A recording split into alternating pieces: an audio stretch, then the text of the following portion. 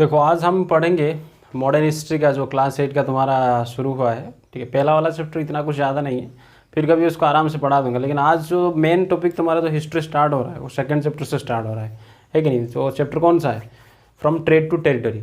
मतलब from trade to territory का मतलब क्या होता है कि जैसे कोई ट्रेड करने आया था, उसके बाद कैसे वो धीरे धीरे टेरिटोरी मतलब कैसे साम्राज्य को हथियाना शुरू किया, मतलब अपना जो साम्राज्य था कैसे वो धीरे धीरे बढ़ाया। ठीक है, यही हम देखेंगे। लेकिन देखो जो एनसीईआरटी में तुम्हारी हिस्ट्री में लिखा है वो सबको भूल जाओ अभी के लिए, उसको बुक को साइड में रखो। ठीक है, पहले मैं जो कहानी बता रहा हूँ उस कहानी को ध्यान से सुनो। अगर इस कहानी को समझ गया ना तो पूरा क्लास 8 का हिस्ट्री तुम्हें समझ में आ जाएगा। ठीक है, यही वाला चैप्टर नहीं है, पूरा का पूरा क्लास 8 का चैप्टर। ठीक है, तो देखो कहानी शुरू करते हैं हम। इंडिया जो था ना, ठीक है, इंडिया को कहा जाता था गोल्डन स्पैरो।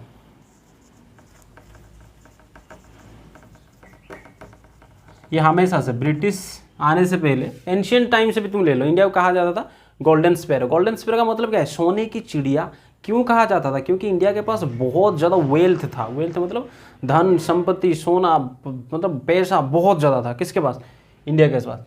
तो इसको इसलिए कहा जाता था गोल्डन स्पैरो। तो इंडिया इंडिया के पास कहाँ से पैसा आता था? ठीक है, अगर इसको हम थोड़ा समझ लेंगे तभी ना जाकर हमें पता चलेगा। तो देखो इंडिया जो गोल्डन स्पैरो था, इंडिया ये लैंड ऑफ वेल्थ जिसको हम कहते हैं। ठीक है, लैंड ऑफ वेल्थ क्यों ऐसा था? क्योंकि उसका 3 रीजन था। देखो पहला था कि हमारे पास नेचुरल रिसोर्स बहुत ज़्यादा है, उस टाइम में भी था, आज भी है। ठीक है, नेचुरल रिसोर्स, लेकिन कोयला, सोना, क्या क्या चाहिए, हर कुछ मिलेगा इंडिया में तुम्हें। उसके साथ साथ जंगल थे और वो मतलब और हमारे यहाँ के मसाले, कपड़े, ठीक है, ये सब बहुत ही ज़बरदस्त था हमारे इंडिया पे। दूसरा जो था ये था मॉनसून। ठीक है, मॉनसून जो है ना ये इंडिया के लिए एक वरदान है। ठीक है, मॉनसून क्या करता है? जैसे ही मॉनसून आता है बारिश होता है, ठीक है। मॉनसून जनरली मॉनसून का काम क्या होता है? वो बारिश करता है, जिससे खेती होता है। नहीं, खेती के अलावा मॉनसून का और एक मतलब इंपॉर्टेंट क्वालिटीज है। क्या? देखो जब मॉनसून आता है, देखो यहाँ पे मैंने बना दिया इंडिया। ठीक है, ये हो गया हमारा इक्वेटर, यहाँ से जाता है इंडियन ओशन, ये वाला इंडियन ओशन। यहाँ से मॉनसून जब जून का महीना आएगा तो हवा इधर से चलेगी, इस तरह से हवा इधर से चलेगी। मतलब ये जो हवा इधर से चलेगी, मतलब देखो मॉनसून को एक्चुअली हिप्पोलोस ने, ठीक है, 47 AD में डिस्कवर किया था। याद रखने की जरूरत नहीं, बस ऐसे ही कैजुअली बता रहा हूँ। ठीक है, ज़्यादा दिमाग में प्रेशर मत डालना, मतलब हैंग हो जाएगा हिस्ट्री है। ठीक है, तो देखो इसको डिस्कवर किया था 47 AD ने। किसने? हर्षवर्धन के टाइम पे हिप्पोलोस ने डिस्कवर किया। उससे पहले क्या होता था? जो ट्रेड होता था, ट्रेड मतलब समझते ना व्यापार, जो पानी में समुद्र में जो व्यापार होता था वो कोस्टल एरियाज में होता था। मतलब यहीं से यहाँ से निकलो यहाँ चले जाओ, बम्बई से निकलो इधर चले जाओ, या मुंबई से निकलो यहाँ आ जाओ, इधर इधर ही हो रहा था।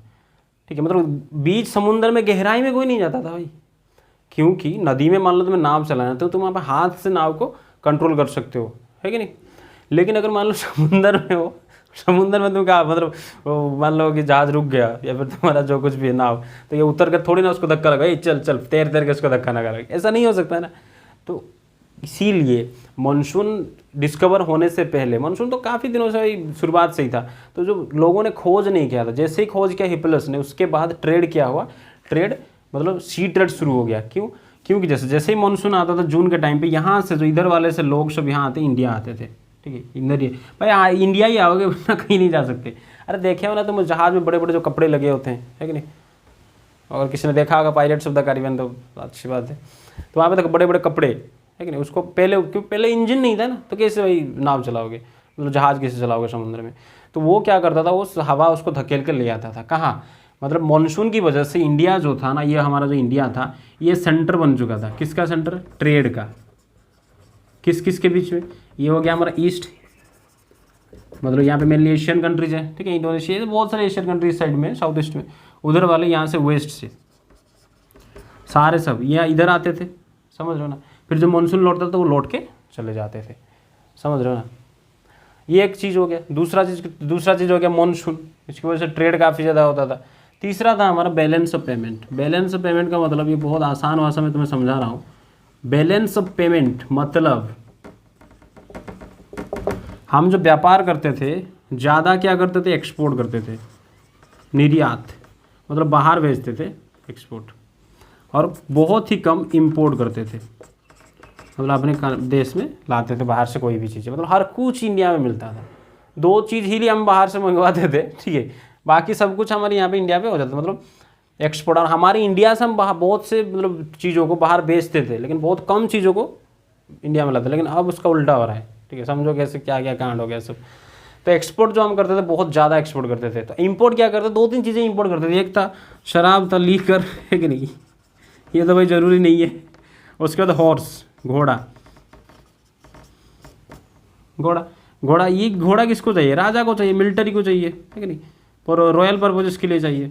इसके अलावा बाकी सारे चीज़ें, अगर कोई भी इतना मतलब बहुत ज़्यादा ज़रूरत चीज़ कोई नहीं था जो हम बाहर से मंगवाते थे। इससे क्या होता था, हमारे पास काफ़ी ज़्यादा पैसा बढ़ता था। अगर तुम ज़्यादा चीज़ें बेचोगे और कम चीज़ें खरीदोगे तो ऑब्वियसली तुम्हारे पास ज़्यादा पैसा आएगा बेच बेच के, है कि नहीं। यार इतना पैसा हो गया था, पूरा का पूरा जो इधर वाले के जो जितने भी थे सबके सब, मतलब सब देश का जो सोना वगैरह सब कहाँ इंडिया में आके पहुँच चुका था। मतलब इतना हम ट्रेड करते थे, समझ रहे हो ना बात को। तो देखो आगे क्या होता है। तो इसी वजह से क्या हुआ था, इंडिया के पास बहुत ज़्यादा पैसा था। एक नेचुरल रिसोर्स, कुछ मानसून की वजह से, क्योंकि ट्रेड का वो सेंटर बना दिया। फिर बैलेंस ऑफ पेमेंट, जो कि हमारे पास काफ़ी ज़्यादा पैसा बचता था, क्योंकि हमें बहुत कम चीज़ें ही बाहर से मंगवाना पड़ता था। तो इससे क्या हुआ, देखो जैसे मान लो कि तुम्हारा जो घर और इंडिया जो था ना, ठीक है, इंडिया क्या था, सराउंडेड था, मतलब चारों तरफ से घिरा हुआ था कि भिखारियों से, लेकिन भुक्कड़ नंगड़ लोग, ये सब लोगों से। क्यों, वैसे मान लो एग्जाम्पल दे रहा हूँ, क्या हो रहा है कि तुम्हारा घर जो है ना, एक मतलब 2 एकड़ ज़मीन पे एक बहुत आलीशान बंगला है, मार्बल वार्बल लगा के बस ज़बरदस्त, ठीक है, और 5-5 ओडी तुम्हारे घर पे खड़ा है, 2 रॉयल्स रॉयल्स, ये मतलब बहुत ही तुम अमीर हो, समझ रहे हो ना। लेकिन तुम्हारे घर के चारों तरफ क्या स्लम्स हैं, बस्ती वाले सब रहते हैं, भिखारी सब रहते हैं। वो जब जैसे तुम ओडी में निकलोगे ना, वैसे टुकर टुकर देखते होंगे, पता नहीं मर क्यों नहीं जाता। अगर जिस दिन ही मर जाएगा ना, सारा का संपत्ति हम हड़प लेंगे, समझ रहे हो ना।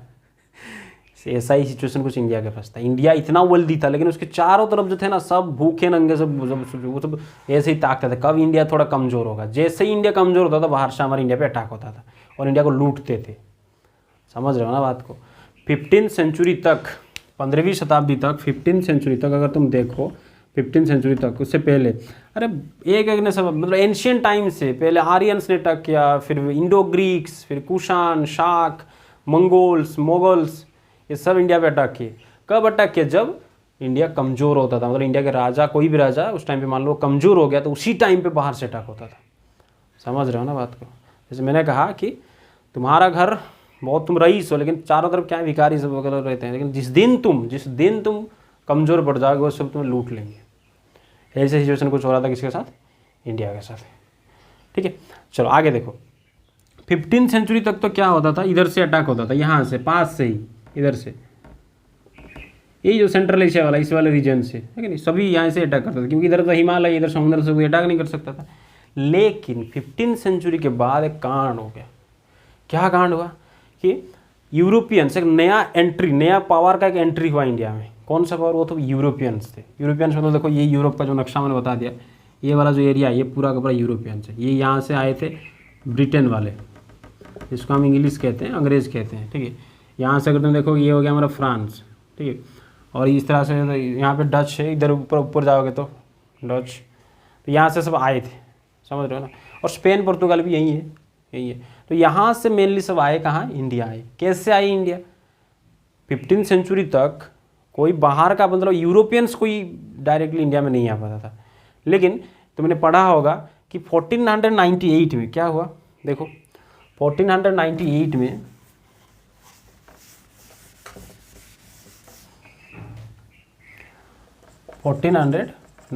कौन आया था, Vasco da Gama. Vasco da Gama कहाँ, यहाँ से निकला, कहाँ से, पुर्तगाल से, जो स्पेन पुर्तगाल यहाँ पे, यहाँ से निकला, इधर पूरा चक्कर लगा के इधर आया, कहाँ, केरल पहुँच गया। केरल का एक जगह था जिसका नाम कालीकट है, ठीक है, कलकत्ता नहीं, कालीकट, ठीक है।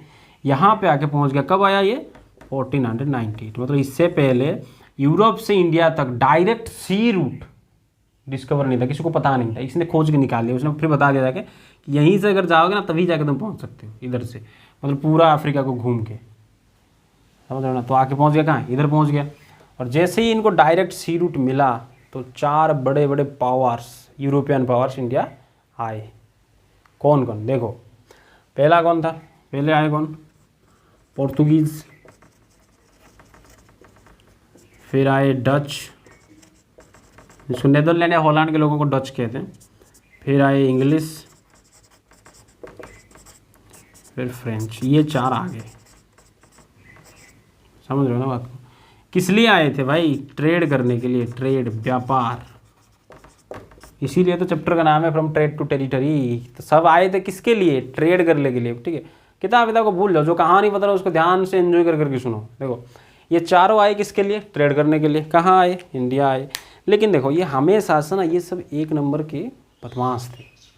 बदमाश इन द सेंस ये हमेशा से सिर्फ ट्रेड करना ही नहीं चाहते थे, ट्रेड के साथ साथ जो पॉलिटी था हमारा, जो राजनीति, उसमें घुसना चाहते थे। मतलब पॉलिटिकल डोमिनेंस। समझ रहे हो ना? Political dominance. अरे तुम जब इलेक्शन आता है ना, देखे होगे इलेक्शन जब आता है, इलेक्शन में क्या होता है? अलग अलग पार्टियां लड़ते हैं आपस में। लेकिन ये कहेगा हमको जिता दो, वो कहेगा हमको जिता दो, ये कहेगा हमको जिता दो। भाई ये इसको गाली देता है, उसको गाली देता है, इसको मारता है, उसको मारता है, क्यों? लेकिन इलेक्शन जब खत्म हो जाएगा ना, तब सब बैठ के एक ही टेबल पे बैठ के एक ही मुर्गी की टांग खाएंगे सब। समझ रहे हो ना?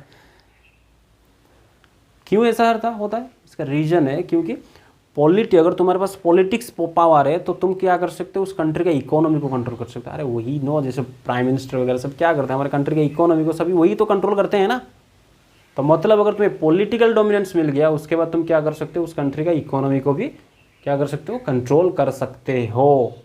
तो ये जब आए थे चारों के चारों, देखो कौन कौन? पोर्तुगीज, डच, इंग्लिश और फ्रेंच। ये हमेशा से इनका मनसा रहा था ट्रेड के साथ साथ, not only trade and commerce but also political dominance, कि इंडिया की पॉलिटी में इनको घुसना है, राजनीति में। मतलब यहाँ पे इनको शासन करना है, इस तरह से समझो। पॉलिटिकल डोमिनेंस मतलब इंडिया को इनको शासन करना था, रूल करना था। ठीक है, तो इन्होंने कुछ अटेम्प्ट भी किया था, है कि नहीं? बहुत थोड़ा थोड़ा अटेम्प्ट किया था। लेकिन देखो अभी समझाता हूँ कि क्या हुआ था कि 1498 में, देखो पोर्तुगीज़ की हम बात करते हैं। थोड़ा यहाँ मिटा देता हूँ इसको, ये पे लिख देता हूँ। 1498 में आए पोर्तुगीज, है कि नहीं? तो बता दिया कौन आया था? वास्को ड गामा आया था। उसके बाद 1498 में जैसे ही वो आया बंदा, फिर 1510 में उन्होंने कब्जा कर लिया। किसको? गोवा को। गोवा तो पता ही होगा, यहीं पे गोवा, इंडिया में अगर देखा जाए तो यहाँ गोवा को इन्होंने कैप्चर कर लिया। कब? 1498 में आए भारत में, और 1510 में गोवा को इन्होंने कैप्चर कर लिया। ठीक है, फिर क्या हुआ? 1636 को, देखो समझो कहानी समझो, 1636 को इन्होंने हुगली को कब्जा करने की कोशिश की। अब पूछोगे सर हुगली कहाँ है? देखो हुगली 2 हुगली है बेटा, स्पेलिंग में मत कन्फ्यूज होना। एक है HUGLI हुगली और एक HOOGLI हुगली। समझो ये वाला हुगली है कर्नाटका में,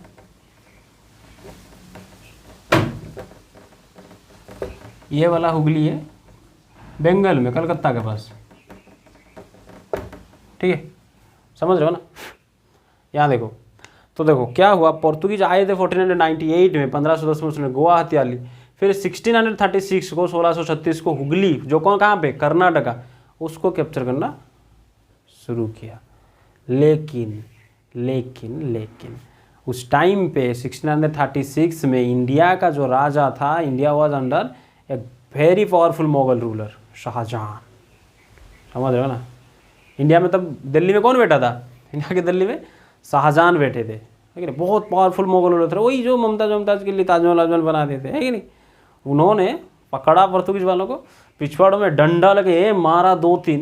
इन्होंने कहा कि गलती हो गई जनाब, जैसे डंडा पड़े उन्होंने कहा माफ़ कर दो, मतलब वो जो समझ रहे ना कि भाई गलती हो गई, मतलब हम तो बस ट्रेड करने आए थे, है कि नहीं? तो उन्होंने कहा अच्छा ट्रेड करना आए हो, ट्रेड करो, है कि नहीं? ये क्या कर रहे हो तुम? इधर उधर जगह मतलब कैप्चर कर रहे हो, ज़बरदस्ती छीन रहे हो जगह। उन्होंने कहा गलती हो गई जनाब, माफ़ कर दो। मैंने कहा चलो ठीक है, कोई बात नहीं। समझ रहे हो ना कहानी? तो पहले से ही इनकी मंशा थी क्या? इस कंट्री को रूल करने की। ठीक है, और एक इंसिडेंट बताता हूँ। देखो फिर क्या हुआ? 1686 को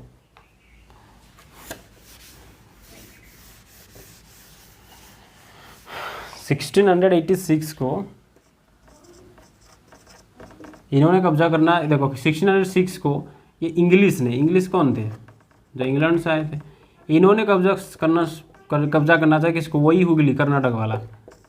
ठीक है, 1636 में ये पोर्तुगीज वाले यहाँ फेल हो गए।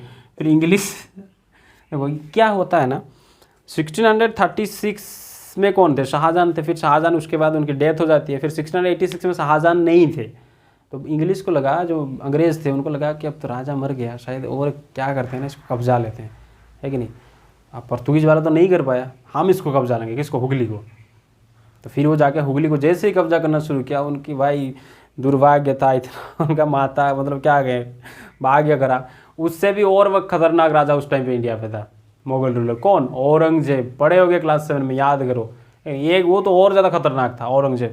तो औरंगजेब ने इंग्लिश को पकड़ के थूट दिया अच्छी तरह से, कूच दिया, ये सब मारा उनको, ठीक है, पिछवाड़ा लाल कर दिया एकदम से, कि नहीं, इतना मारा कि भाई क्या कर मतलब हो क्या रहा है यहाँ पे, तो ट्रेड करना है, ट्रेड कर क्या रहे हो यहाँ पे।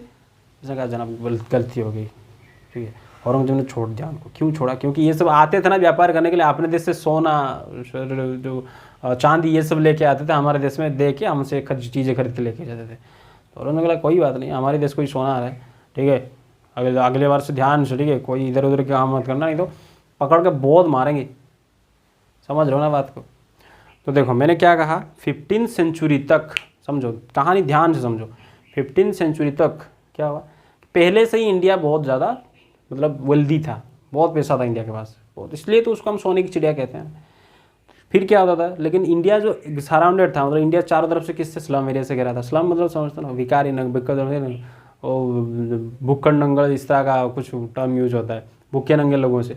तो हमेशा चाहते थे जब भी इंडिया की कोई रूलर, पावरफुल रूलर नहीं रहेगा तो अटैक करेंगे इंडिया पे, और इस तरह से वो करते आए एंशियंट टाइम से, चाहे वैदिक एज ले लो, उससे पहले, उसके बाद मिडिल ईस्ट, मीडिया वाले ने हिस्ट्री में सब हर एक मुगल्स आए, उससे पहले अलाउद्दीन खिलजी आया था, ये सब क्या कहते थे, सब आके कांड करते थे यहाँ पे, इंडिया को लूटते थे, समझ रहे ना। पढ़े हो गए, मोहम्मद गजनी ये सब आए थे, महमूद गजनी, मोहम्मद घोरी, हाँ, यूरोपियन से 15 सेंचुरी के बाद, ठीक है। क्यों आए, मतलब कैसे आए, क्योंकि वास्को ड गामा ने सी रूट यहाँ से ढूंढ के निकाल लिया कि इसी रास्ते जाओ जनाब, तभी जाके पहुँचोगे। पता है इससे पहले कोलंबस निकला था, ठीक है, इससे पहले कोलंबस निकला था, और वो पहुँच गया था क्या अमेरिका, ठीक है, वो उसको जाना था कहाँ, इंडिया, वो इधर आते आते यहीं से घूम गया, इधर चला गया, वो इधर आके नॉर्थ अमेरिका में जाके पहुँच गया। तो इसलिए किसी को पता नहीं था भाई, समुंदर बहुत बड़ा समुंदर होता है कि नहीं, इधर से उधर कुछ दिखता नहीं, चारों तरफ पानी पानी।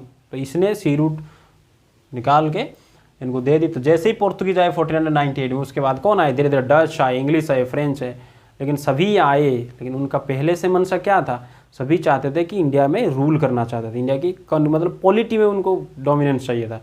वही से, क्योंकि मैंने बताया पॉलिटी क्या होता है, गार्डियन ऑफ इकोनॉमी, अगर तुम पॉलिटिक्स कम पावर है तुम्हारे पास, तुम इकोनॉमी को कंट्रोल कर सकते हो। तो ये मनसा कैसे पता चलता है हमें कि वो शुरू से चाहते थे, तो क्या से 1498 में आए, 1510 में पोर्तुगीज ने गोवा ऑक्यूपाई कर लिया, फिर 1636 में उन्होंने हुगली को कैप्चर करना चाहा, लेकिन पता नहीं वहाँ पे कौन था उस टाइम पे, शाहजहां, उन्होंने पकड़ के तोड़ दिया उनको एक तरह से, अच्छी तरह से पिटाई कर दी उनकी। तो उन्होंने कहा कि चलो कोई बात नहीं। फिर कौन आया, फिर इंग्लिश आए, मतलब इंग्लिश, उन्होंने क्या किया, वही हुगली को फिर से कैप्चर करना शुरू किया। तो उस टाइम पे कौन थे, औरंगजेब थे, उन्होंने पकड़ के मार दिया, है कि नहीं। फिर क्या होता है देखो, लेकिन देखो सबसे बड़ी जो मतलब बात यहाँ पे समझने की है, इन्होंने हार नहीं मानी।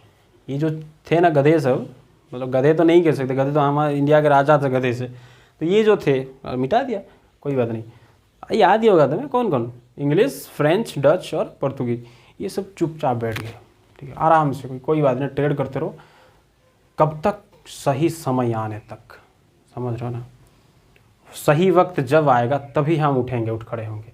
दे बिकम इनएक्टिव, आराम से ट्रेड करते रहो, बस मौका देख रहे थे, कब मिलेगा हमें मौका, तभी लगाएंगे मौके पे चौका, समझ रहे हो ना। यही है ज़िंदगी का असूल। मान लो तुम हार रहे हो, ठीक है, if you are losing then it is not your fault, तुम्हारी गलती नहीं है अगर तुम हार रहे हो, ये वक्त सही नहीं है तुम्हारे साथ। बस इंतज़ार कर दो सही वक्त के लिए, उसके बाद जो ऐसे छलांग लगाओगे सबसे ऊपर पहुँचोगे। यही हमें यहाँ से सीखने को मिलता है। हिस्ट्री क्या है बेटा, हिस्ट्री स्टोरी विद मैसेजेस। देखो ये कहानी के अंदर मैंने तुम्हें एक ज़िंदगी का मैसेज दे दिया कि वेट करो, डोंट बी इम्पेशेंट, सही वक्त का इंतज़ार करो। तो इन्हों सही वक्त का इंतज़ार कर रहे थे और इनको मिला सही वक्त। कब मिला पता है, तुम कहोगे कि सर औरंगजेब का डेथ हो गया 707 में। नहीं बेटा, 707 में जो डेथ हुआ ना, तो वो सही वक्त नहीं था। जो राइट टाइम में ढूंढ रहे थे, वो राइट टाइम कौन सा था, वो राइट टाइम था 1739। कौन सा, 1739 को क्या होता है अगर तुम्हें याद होगा, 1739 में एक लड़ाई होती है, वार होती है, इसको कहते हैं बैटल ऑफ करनाल।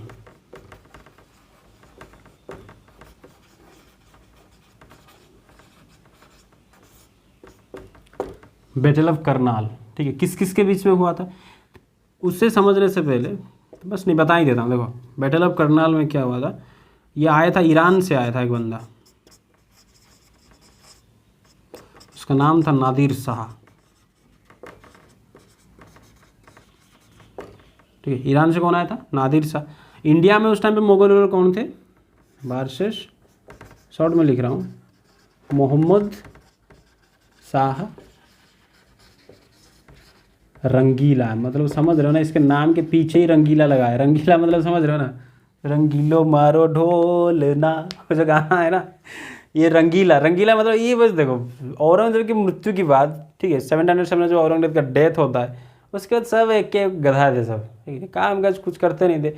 ये बहुत कम उम्र में बन गया था, लेकिन अगर ये चाहता तो बहुत कुछ कर सकता, लेकिन ये बस राज काम में एडमिनिस्ट्रेशन में कोई नहीं, बस दिन भर क्या करता था, शराब पीता था और मुजरा देखता था, ठीक है, और कहता था कि नाचो और ठोको तालियां, है कि नहीं, वो सब इसके सामने आके नाचते थे सब, है कि नहीं, और बस लड़कियों के साथ बस रंगरलियाँ मनाता था। कौन? इसीलिए तो उसके नाम के साथ साइड में क्या लिखा है? मोहम्मद सरंगीला। एक नंबर का लोल था, गधा था, बकलोल था। और इसी मौके का फ़ायदा लेके, जैसे मैंने बताया, जब इंडिया गरीब मतलब कोई कमज़ोर राजा के हाथ में होता तो बाहर से अटैक करता है, तो ईरान से अटैक करते। ईरान कहाँ है? यही है कि नहीं, ईरान। यहाँ से अटैक हो गया कहाँ पे? इंडिया पे। कौन आया था? नादिर शाह, बड़ा खतरनाक बंदा था यार। उसने ना मोहम्मद शाह रंगीला को, मोहम्मद शाह रंगीला तो भाग गया छोड़ के, लेकिन जब पता चला कि नादिर शाह आ रहा है मारने के लिए, वो भाई चुप गया जाके कहीं पे। लेकिन भाई दिल्ली को इतना लूटा, सिर्फ हराया नहीं मोहम्मद शाह रंगीला की सोल्जर्स को, मतलब सिर्फ हराने की तो बात अलग होता है, हराया नहीं, उनको ह्यूमिलिएट किया, इतना मतलब बेइज्जत किया, तुम सोच भी नहीं सकती, इतना मतलब बेइज्जत किया, मतलब सिर्फ हराया नहीं, लूटा, टॉर्चर किया, समझ रहे हो ना। बहुत ही ज़्यादा उनको, दिल्ली को कहते हैं ना शमशान बना दिया था नादिर शाह ने। इतना लोगों को मार काट, जो मिला उनको मारा, ठीक है, पूरा राजा तो भाग गया, ठीक है, बहुत ही ज़्यादा ह्यूमिलेट किया, इतना मतलब इतना बेइज्जती एक मुगल रूलर का सोच भी नहीं सकते। हरा देता तो मान लो अलग बात है, हराने के साथ साथ ना बेइज्जती भी की, उसके कपड़े वपड़े फाड़ दिए, इस लेवल का तुम सोच सकते हो, ठीक है। फिर क्या हुआ, कैसे ह्यूमिलेट किया समझो, देखो समझाओ। 20 करोड़ उस टाइम पे, 20 करोड़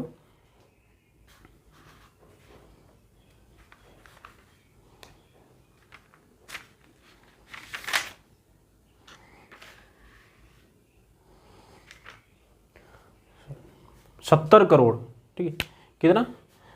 बैटल ऑफ करनाल में ये क्या क्या किया था, देखो नादिर शाह ने।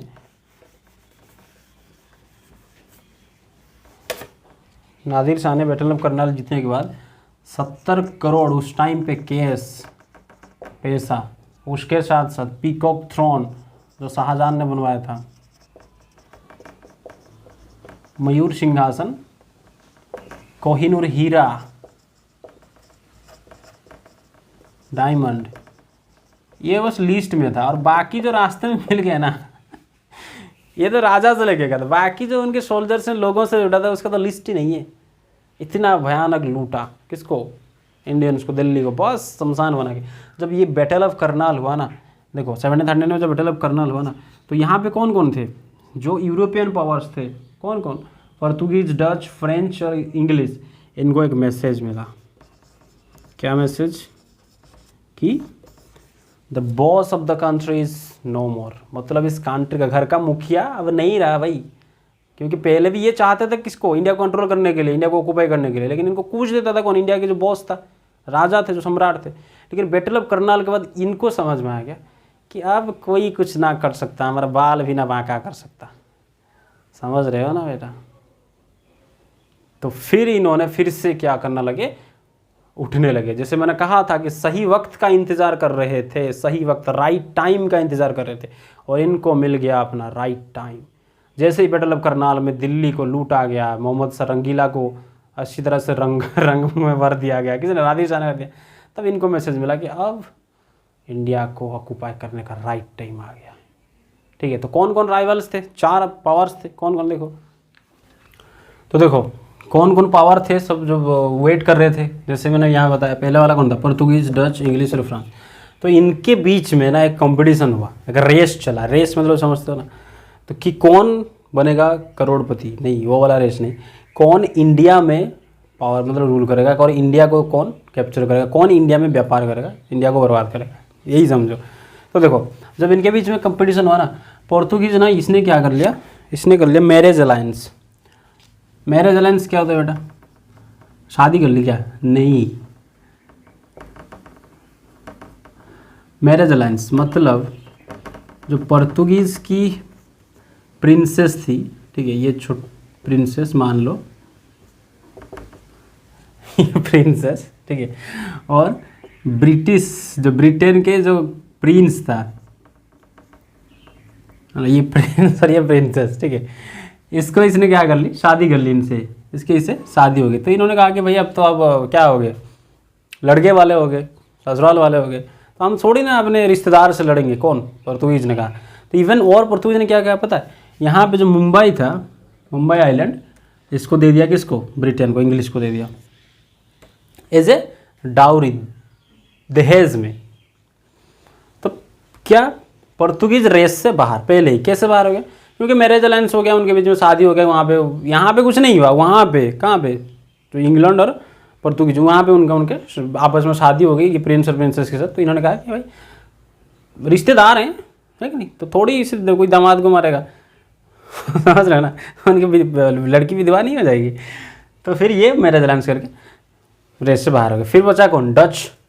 डच ने क्या कहा, डच ने कहा कि हम स्ट्रैटेजिक अलायंस कर लेते हैं। स्ट्रैटेजिक अलायंस मतलब समझौता कर लिया।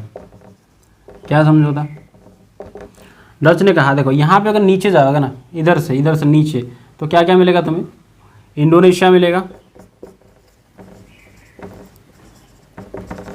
मलेशिया, इन दो को क्या कहा जाता था, स्पाइस आइलैंड्स, क्योंकि यहाँ पे बहुत ज़्यादा मसाले होते हैं, ठीक है, आज भी होता है मसाले। तो ये दो आइलैंड्स को, जो ग्रुप ऑफ आइलैंड्स है, जो इंडोनेशिया और मलेशिया, किसने, डच ने कहा इंग्लिश से, ब्रिटेन से कहा कि तुम हमको ये दो दे दो, मतलब तुम यहाँ पे नहीं घुसना, हम इंडिया में नहीं घुसेंगे, समझ रहे ना। तो ये भी अलग हो गया, कौन, डच। डच ने क्या कहा, इंडोनेशिया और मलेशिया में हम ट्रेड करेंगे, तुम इंडिया में ट्रेड करो, जो करना है करो इंडिया में, है कि नहीं। इंग्लिश ने भी कह ठीक है, तुम्हें इंडोनेशिया मलेशिया में जो करना है करो, हमको क्या है उससे। तो फिर देखो ये भी बाहर हो गया रेस से, डच भी बाहर, पोर्तुगीज पहले से। अब कौन बचा, अब बचे दो बागड़ बिल्ले बच्चे। देखो यहाँ पे एक बच्चा इंग्लिश और एक फ्रेंच, इनके बीच में क्या हुआ, टकरार हो गया, वार, लड़ाई। क्योंकि इंग्लिश चाहता था इंडिया में ट्रेड करने के लिए, इंडिया को डोमिनेट करने के लिए, फ्रांस चाहता था इंडिया को डोमिनेट करने के लिए। तो इन दोनों के बीच में क्या हो गया, लड़ाई, ठीक है। तो यही जो लड़ाई हुआ, इन लड़ाई तो मैं एनसीईआरटी में नहीं है, लेकिन थोड़ा जान लो इनके बारे में। इस लड़ाई को कहते हैं कार्नेटिक वार्स, ठीक है, समझो, बस याद रखने की कोई ज़रूरत नहीं है ये कार्नेटिक वार्स। कार्नेटिक वार जो था ना, ये तीन कार्नेटिक वार हुआ था, किस किस के बीच में, इंग्लिश और फ्रेंच के बीच में, कार्नेटिक वार, ठीक है। इस वार में ना पहला वाला जो था फास्ट कार्नेटिक वार में, समझो बात को, जो पहला वाला था फास्ट कार्नेटिक वार में कौन जीत गया, फ्रांस जीत गया। क्यों, क्योंकि फ्रांस के ना एक बहुत तगड़ा, बहुत ही दिमाग वाला गवर्नर था उस टाइम पे फ्रांस का, उसका नाम था ड्यूप्ले। इसने ऐसी चाल लगाई, कहाँ पे, इस माड्रास, ये जो माड्रास यहाँ पे, इस माड्रास को लेके युद्ध हुआ था, माड्रास, इसका नाम चेन्नई कहते हैं। इसी को लेके किस किस के बीच में, फ्रांस और इंग्लिश के बीच में लड़ाई हो गई। जीता कौन, फ्रांस जीत गया। और उसने माड्रास के लिए तो लड़ाई हुई थी, माड्रास को तो कब्जा लिया, उसके साथ साथ यहाँ पे हैदराबाद, ठीक है, यहाँ पे कर्नाटक वाला रीजन, ये सबको हथिया लिया, ठीक है। कर्नाटक वाला इधर थोड़ा आ जाएगा, क्योंकि सारा का सारा पोर्ट्स यहाँ पे ये सारा का सारा एरिया किसने, फ्रांस ने हथिया लिया। और ब्रिटेन हार गया, ब्रिटेन का तो भाई भयानक हार हुआ। इंग्लिश, अंग्रेज, तो अंग्रेज वाले बैठ गए मीटिंग पे, क्या करें, लेकिन कैसे, अब तो हम बर्बाद हो चुके हैं, कैसे जीते फ्रांस को। तो वहाँ पे ना एक बंदा खड़ा था उनके पीछे, जो मीटिंग चला था ना वहीं साइड में खड़ा था, ठीक है, वो क्लर्क था, क्लर्क समझते ना, किरानी क्लर्क, रॉबर्ट क्लाइव, समझो बात को। वो बंदा तो आया था रसोईया बन के, कहाँ पे, ईस्ट इंडिया कंपनी खाना बनाने के लिए, उनके अफसरों के लिए, फिर धीरे धीरे वो क्लर्क बन चुका था और साइड में खड़ा था। उसने कहा कि if you allow me I will handle the situation. मतलब उसने कहा कि मुझे जनाब एक मौका दे के दीजिए, सिर्फ एक मौका, मैं ये सारे का सारा सिचुएशन को ख़त्म कर दूंगा। जो फ्रांस यहाँ पे जो फुटक रहा है ना, इसको यहाँ से भगा देंगे। लेकिन इंग्लिश इसीलिए महान होते हैं भाई, वो क्या करते हैं, वो टैलेंट को सराहते हैं, टैलेंट। वो नहीं देखते कि कास्ट, हमारे यहाँ भी इंडिया में क्या होता है, कास्ट कोटा सिस्टम देखा जाता है, रिजर्वेशन देखा जाता है। वहाँ पे क्या, जो जिसके पास टैलेंट है उन्होंने उसको मौका देते हैं, समझ रहे हो ना। तो रॉबर्ट क्लाइव को इंग्लिश जो वहाँ पे बड़े बड़े जो अफसर थे उन्होंने कहा चला जा, तेरे को एक मौका दे के देखते हैं क्या करता है। तो फिर रॉबर्ट क्लाइव ने दिमाग ऐसे दिमाग लगाया, ठीक है। उसने पहले ही डुप्ले को हटाया, यहाँ पे रिश्वत दे के फ्रांस को, उसने कहा कि इसको निकालो यहाँ से, ठीक है। तो डुप्ले चला गया और माड्रास और इन सबके जो राजा थे उनको कूच काच के उनके जगह पे खुद की आदमी को राजा बना दी, ठीक है। और इससे ना ब्रिटेन वाले बड़े खुश हो गए। उन्होंने कहा क्या काम किया, क्या लाजवाब काम किया। तो ये जो क्लर्क था, क्लर्क से उठा के सीधे इसको गवर्नर बना दिया। गवर्नर कहाँ का, जो कलकत्ता में उनका एक फोर्ट था यहाँ पे, उस फोर्ट का नाम था फोर्ट विलियम। इसका बना दी गवर्नर, किसको, नाम नहीं लिखा, रॉबर्ट क्लाइव लिख देते हैं यहाँ पे। याद रखना बेटा, ये तुम्हारे एनसीईआरटी में है। और ये इंडिया का जो ब्रिटिश जो ईस्ट इंडिया कंपनी इंडिया में जो पावर अपना परचम जो लहराई, इसी की वजह से, रॉबर्ट क्लाइव की वजह से, ठीक है। तो ये समझ में आया रॉबर्ट क्लाइव की बात। इसने क्या किया, ये पूरा फ्रांस को सेकंड कर्नाटिक वार में था, इसमें हरा दिया उसको, और पूरा फ्रांस। बाकी और एक वार हुआ, बैटल ऑफ वांडीवर्स, थर्ड कर्नाटिक वार, वहाँ पे तो उनको पकड़ के ऐसा फेंका, उनका भाग निकलो यहाँ से इंडिया से, फ्रांस वाले दिखा रहे हैं हमारे पास आके, ठीक है। कहानी समझ में आ रहा है। ये बन गया रॉबर्ट क्लाइव 1756 में battle governor of fort William. समझ रहे हो बात को। इसके बाद मतलब साउथ ये वाला रीजन जो है, ये वाला रीजन किसके कब्जे में आ चुका था, ब्रिटेन के कब्जे में। इंग्लिश जो ईस्ट इंडिया कंपनी उसके कब्जे में आ चुका था, लेकिन तब क्या हुआ, तब उन्होंने गए बंगाल की तरफ। बंगाल ये वाला जो देखो एरिया, उस टाइम पे ये पूरा का पूरा बंगाल था। आज का जो बांग्लादेश है ना, वो भी मिला के एक ही बंगाल होता था, ठीक है। बंगाल, उन्होंने कहा बंगाल क्यों गए, देखो कहानी समझो। बंगाल के बारे में बताता हूँ। अगला टॉपिक कौन सा है हमारे, बंगाल के बारे में। ध्यान से आराम से देखो, कहानी बहुत अच्छी तरह समझ में आएगा। बंगाल जब गए ना, बंगाल क्यों गए, देखो बंगाल ना, Bengal was known as the Kuber of India. Bengal बहुत ही पैसा था, सबसे ज़्यादा अगर रिच कोई था उस टाइम पे इंडिया का कोई भी स्टेट, तो वो था बंगाल। क्यों, क्योंकि यहाँ का 2-3 रीजन था। एक था ये ट्रेड का एक हब होता था। ट्रेड का हब मतलब इधर से जो देखो, यहाँ से आएगा तुम्हारे ऊपर देखो, चाइना इधर से क्या जाता था, सिल्क रूट जाता था, जो यहाँ से कहाँ पे, अब मतलब यहाँ से एशिया, वहाँ से फिर अफ्रीका, फिर यूरोप, यहाँ से सब चीज़ें इसी रास्ते से होके जाता था। इसको सिल्क रूट कहते थे, चाइना के थ्रू जाता था। और यहाँ से ना, यहाँ का जो कपड़ा था, टेक्सटाइल इंडस्ट्री किसका, बंगाल का, बहुत ही तगड़ा था, समझ रहे हो ना। मतलब आज भी जो बांग्लादेश का ढाका का जो मछली है, वो भी आज भी काफ़ी ज़्यादा फेमस है। ढाका का, बांग्लादेश का, वो भी उस टाइम में बंगाल के अंदर आता था। तो टेक्सटाइल बहुत ज़बरदस्त था वहाँ पर।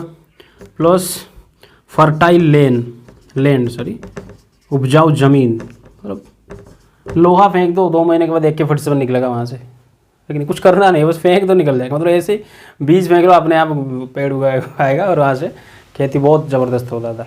ओके, फर्टाइल प्लेन था, टेक्सटाइल इंडस्ट्री बहुत था, ट्रेड का हब था। कैसे, यहीं से ना, यहाँ से सब क्या जाता था हमारे इंडिया का, यहाँ से सब मसाले, इस वाले रीजन से हमारे मसाले होते हैं। तुम्हें पता है केरल आज भी मसाले के लिए फेमस है। तो यहाँ से मसाले, कर्नाटक से चंदन की लकड़ी, ये सब जो चीज़ें, और टेक्सटाइल वगैरह गुजरात से सब आता था, यहाँ पे आता था। यहाँ से पर इनका टेक्सटाइल, फिर यहाँ से कौन आता था, इधर से आते थे सिल्क वाले, सिल्क, यहाँ से सब सिल्क मिलता था ना, जो इसको हम गोल्डन लैंड कहते हैं। इधर वाले सब लाओस, कंबोडिया, वियतनाम, वो सब सिल्क विल्क लेके आते थे और इनसे खरीदते थे और सिल्क बेच के जाते थे। मतलब यहाँ के ना एक ट्रेड ज़बरदस्त चलता था, ठीक है। तो बंगाल में ना इतना प्रॉस्पेरिटी था, जब ब्रिटेन 1651 में, देखो जब ब्रिटिश आए 1651 में, उन्होंने हुगली में, ये वाला हुगली, कर्नाटक वाला नहीं, यहाँ पे कलकत्ता के पास वाला जो हुगली है, 1651 में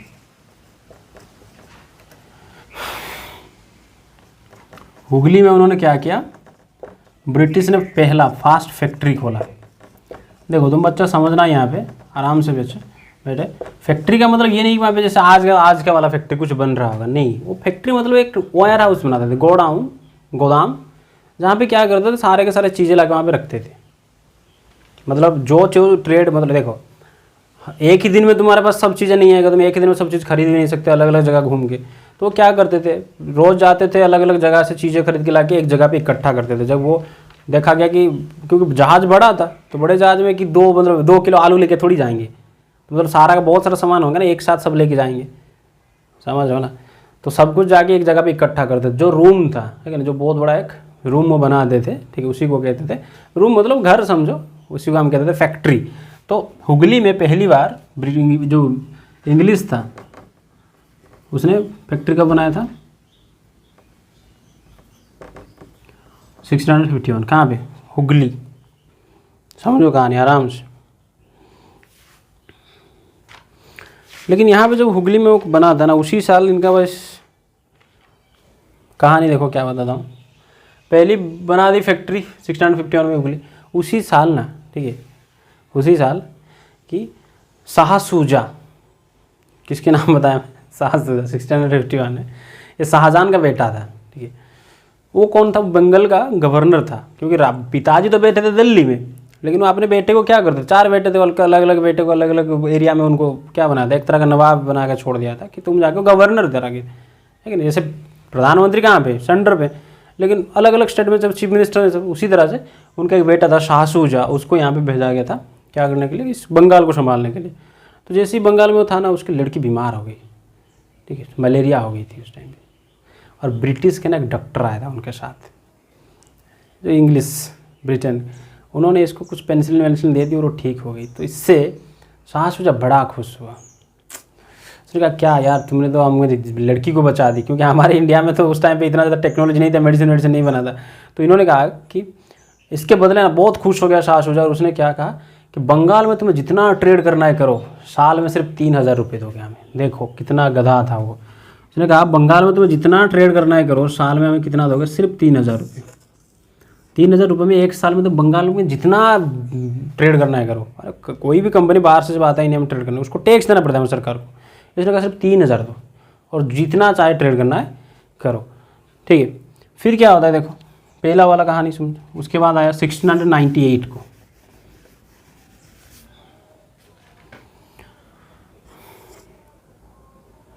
में क्या होता है, औरंगजेब का लड़का था, बेटा, औरंगजेब का बेटा, ठीक है, उसने क्या किया, इनको ना दे दी जमींदारी राइट्स, जमींदारी अधिकार।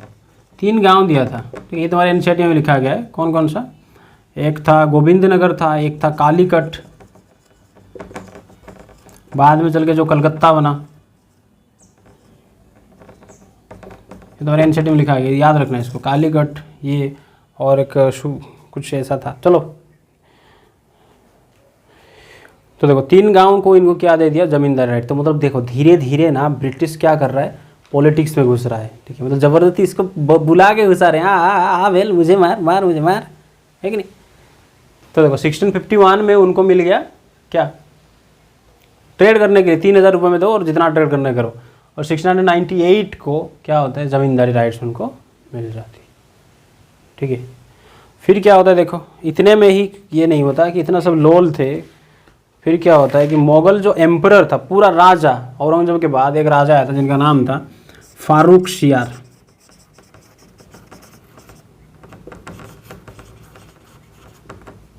फारूक शियार ये 1717 में क्या कर दिया, ईस्ट इंडिया कंपनी को, शॉर्ट में लिख रहा हूँ, ईस्ट इंडिया कंपनी या फिर इंग्लिश जो कंपनी था उसको कहा कि तुम दस्तक इशू कर सकते हो। दस्तक इशू किसके लिए ना, मतलब एक तरह का ड्यूटी फ्री ट्रेड ही है, मतलब टैक्स मत देना और ट्रेड करना, इसको हम कह सकते हैं एक तरह से ड्यूटी फ्री ट्रेड।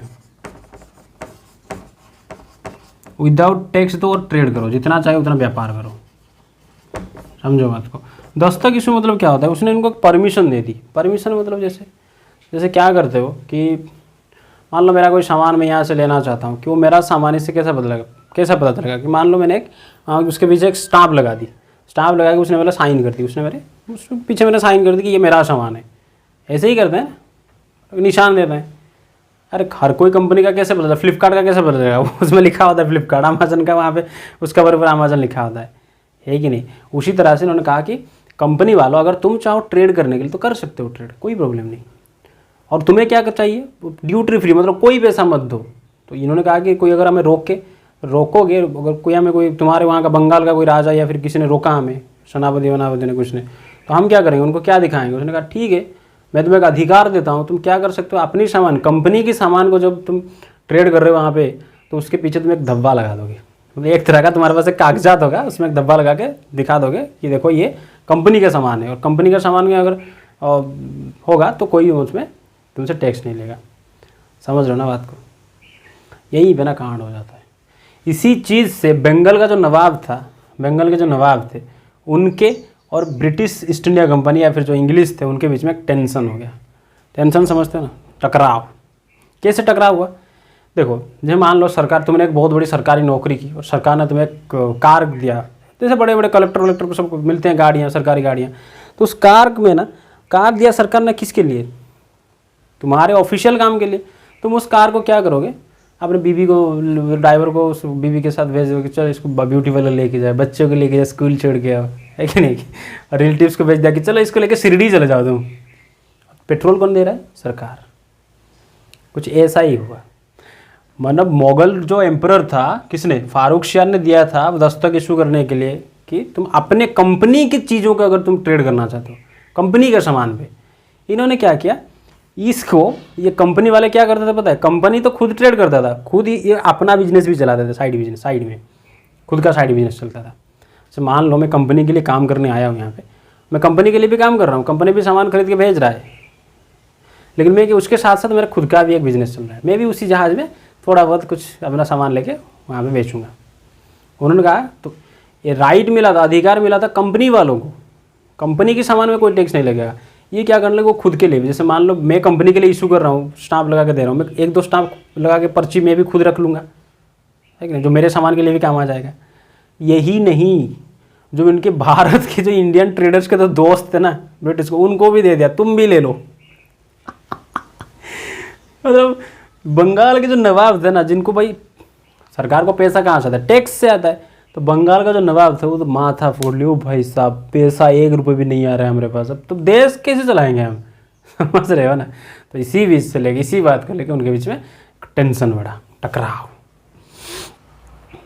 तो देखो आगे क्या होता है,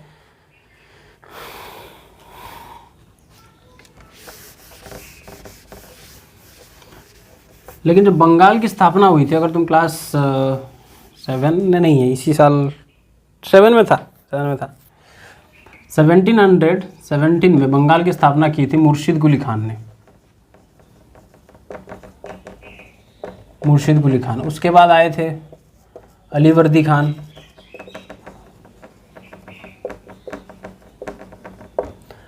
उसके बाद आया एक लोल जिसका नाम था सिराज उद्दौला, ये नाम याद रखना, सिराज उद्दौला, ठीक है। तो ये इन दोनों ने ना कंपनी को कंट्रोल करके रखा था कि कोई मिसयूज विसयूज नहीं करेगा, ठीक है, उस दस्तक का आराम आराम से बस ट्रेड करना रहना। लेकिन जब ये राजा बना सिराज उद्दौला, कब बना, 1756 को ये बन गया राजा का, मतलब राजा मतलब नवाब बना। कहाँ का नवाब बना, ये नवाब बना बंगाल का, ठीक है। फिर जैसे ये नवाब बना 1756 में क्या हुआ, देखो ये ना, देखो बड़ा ही इम्पेशेंट था, इम्पेशेंट समझ रहे हो ना, एक नो कितने लोल था, एक नंबर का 18 साल का लड़का था, गर्म खून, है कि नहीं, कुछ ज़्यादा इसको एक्सपीरियंस नहीं था। तो उसी टाइम पे क्या होता है, जैसे मैंने देखो कहानी फिर से वहीं चले जाओ, बंगाल को यहाँ पे छोड़ो, जो कहानी मैंने 1756 तक लाया था रॉबर्ट क्लाइव की, देखो फिर क्या हुआ, देखो 2 नाम मैंने कहा, एक तरफ देखो, एक तरफ था रॉबर्ट क्लाइव, दूसरी तरफ सिराज उद्दौला। देखो इनके बीच में थोड़ा डिफरेंस समझ लो कि कैसे, बस जैसे कहते हैं ना भाई, क्रिकेट खेलने से कोई मतलब बहुत बड़ा, मतलब खेलना सिर्फ आना नहीं चाहिए। सचिन तेंदुलकर, धोनी को देख लो, सचिन तेंदुलकर बहुत महान प्लेयर थे, लेकिन वो कभी एक सक्सेसफुल कैप्टन नहीं बन पाए, है कि नहीं। बस खेलने आना नहीं चाहिए, कैप्टन बनने के लिए अलग ही लेवल का क्वालिटीज़ है। चलो देखो यहाँ देखो, एक तरफ था रॉबर्ट क्लाइव, दूसरी तरफ था सिराज उद्दौला। ये देखो ये बहुत स्टेबल था, पूरा कूल काम, मिस्टर MS धोनी की तरह, ठीक है। यहाँ पे देखो पूरा कॉन्फिडेंट, रिसेंटली कहाँ पे साउथ में जीता था, पूरा साउथ को जीता था, फिर मैच्योर था, ठीक है। ये गधा इम्पेशेंट था, बाद में क्या होता, हाँ क्या हो गया, क्या हो गया, है कि नहीं, हाँ, और काफ़ी गुस्सा, बात में गुस्सा आता था, 18 साल की गर्म खून, और मैच्योर नहीं था पूरा पूरा, समझ रहे हो ना बात को। फिर क्या होता है कि जैसे ही साउथ में ये जीत गए ब्रिटिश, तो यहाँ पे जो बंगाल में फोर्ट विलियम वाले थे, मतलब फोर्ट विलियम जो फोर्ट था, वहाँ का जो गवर्नर था, ठीक है, मतलब वहाँ का जो ऑफिसर था, उसने क्या करने लगे, इस फोर्ट विलियम के चारों तरफ किलाबंदी करने लगे। किलाबंदी समझ रहे हो ना, जो फैक्ट्री होता था, फैक्ट्री मान लो ये एक फैक्ट्री है, इसको चारों तरफ ना इसको घेर देते थे इस तरह से, किसे, दीवार बना के, किला दीवार, बड़े बड़े दीवार बनाकर वहाँ पे आर्मी रखा करते थे, समझ रहे हो ना। लेकिन ये जगह किसका है, फोर्ट विलियम पूरा पूरा बंगाल का नवाब का ना है ना। अरे भाई जैसे मान लो तुम गए किसी के घर में जाके रेंट लेके भाड़े पे रह रहे हो, और तो क्या कर रहे हो, जिस कमरे में ऊपर रह रहे हो उसी कमरे को तोड़ के उसके ऊपर और एक कमरा बना रहे हो, ठीक है। जब वो तुम्हें पूछ रहा है कि ऐसा क्यों कर रहा है, ये बस ऐसे ही बना रहे हैं, ताश खेलेंगे साथ में, ठीक है। तो कॉलर पकड़ के ना बाहर फेंके, भाग, हमारे घर पे घुस के दूसरा और एक घर बना रहा है। वही बात है ना भाई, तुम तो ट्रेड करने के आए हो, फिर उसके ऊपर तुम खुद कैसे वहाँ पे आर्मी वार्मी रख रहे हो, है कि नहीं, 45 करके।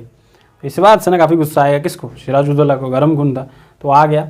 इतनों इनको ना फोर्ट विलियम, ये तो मान लो फोर्ट विलियम आया, और फोर्ट विलियम के जो ऑफिसर थे, जो वहाँ पे थे ब्रिटिश के सोल्जर, उनको बहुत मारा, ठीक है, और सारे ऑफिसर को पकड़ के लेके चला गया, ठीक है, बंदी बना दी।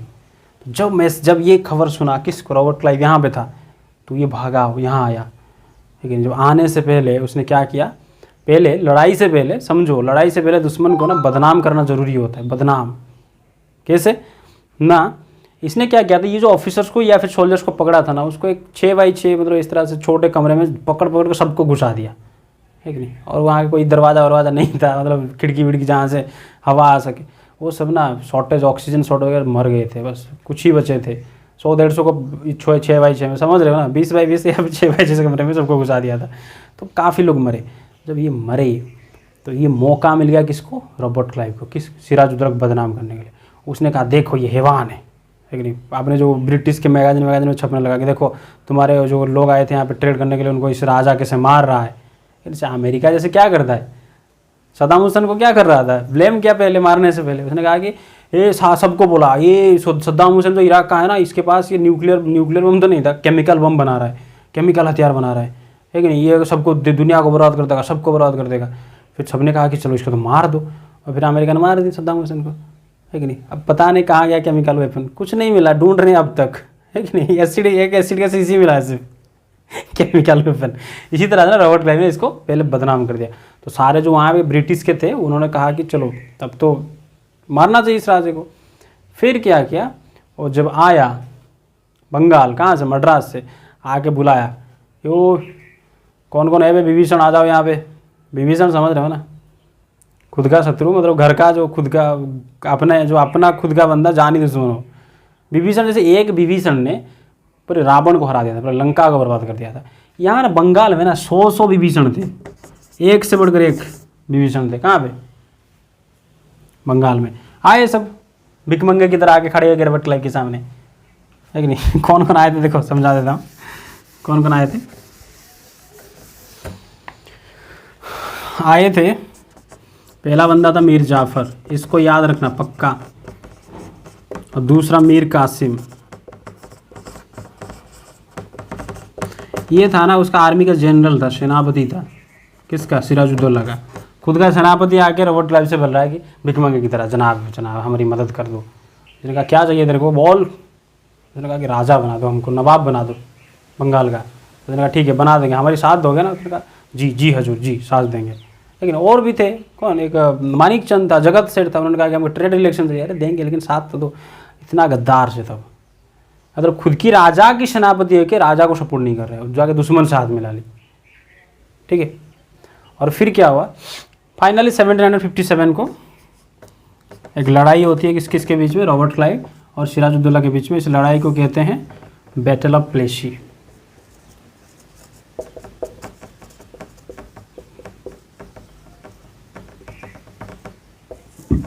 क्या कहते हैं बेटा इसको, बैटल ऑफ प्लेसी। कब हुआ था, 757 को। और देखो ये खुद की अगर राजा लड़ा था ठीक ठाक, कुछ देर लड़ने के बाद इसने खुद मिर्जाफर ने जाके बोल दिया उसको कि आप भाग जाइए जनाब, आपको मारने के लिए आ रहे हैं। तो भाग गया डर के, भाई इमेच्योर था, इम्पेशेंट था, और जब भाग आया तो उसको पकड़ के ब्रिटिश ने मार दिया। लेकिन और इसके अंडर पे जो सोल्जर थे, मिर्जाफर के अंडर पे, सेनापति के अंडर पे जितने सोल्जर थे, वो लड़ाई लड़े ही नहीं, मतलब ये लड़ाई हुआ ही नहीं था एक तरह से, बस छल करके मार दिया गया उनको। और फिर क्या होता है, और मिर्जाफर को बना दी गई पपेट रूलर। पपेट मतलब समझते हो ना, कठपुतली, पपेट नवाब ऑफ बंगाल। किसने बनाया, इंग्लिश ईस्ट इंडिया कंपनी ने, ब्रिटिश ने बनाया। पपेट रूलर मतलब तुम हमारे हिसाब से काम करोगे, हम जो चाहेंगे तुम वही करोगे, समझ रहे हो ना। तो धीरे धीरे क्या होगा, बंगाल का जो पावर किसने छीन लिया, ब्रिटिश ने। नेक्स्ट क्लास में हम देखेंगे इसके आगे क्या होता है, बैटल ऑफ बक्सर वगैरह बहुत सी चीज़ें, टीपू सुल्तान मराठा के साथ लड़ाई। ठीक है, तो आज के लिए इतना, फिर मिलेंगे नेक्स्ट क्लास में। जय हिंद।